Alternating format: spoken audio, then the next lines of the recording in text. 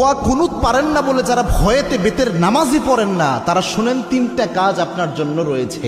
এই তিনটা কাজ করলে বেতের নামাজের পরিপূর্ণ সওয়াব আপনি পেয়ে যাবেন। সুবহানাল্লাহি ওয়া বিহামদিহি। ইসলাম যে কত সহজভাবে আপনাকে সমাধান দিয়েছে কল্পনা করতে পারবেন না। এই যে বেতের নামাজে যে দোয়া কুনুতটা আমরা পড়ি, এটা কিন্তু অনেকের মুখস্থ হয় না, যার কারণে অনেক বড় দেখে অনেকে বেতের নামাজই পড়ে না যে আমি দোয়া কুনুত পারি না, আমি কি বা পড়বো। অথবা অনেকে এমন রয়েছে বেতের নামাজে দাঁড়িয়ে দোয়া কুনুতের সময় চুপ করে থাকে, একটা শব্দ করে না, এরকম আছে অনেকে। তো এরকম কোনোটাই মাধ্যমেই আপনার কিন্তু দোয়া কুনুতের যে হক এটা আদায় হচ্ছে না। এবং বেতের নামাজ এটা কিন্তু ওয়াজিব একটি নামাজ, এই নামাজকে আপনি ইচ্ছা করে ছেড়ে দিতে পারবেন না, এবং ওয়াজিব সবসময় চাইলে আপনি তরক করতে পারবেন না। এই জন্য বেতের নামাজ গুরুত্বপূর্ণ।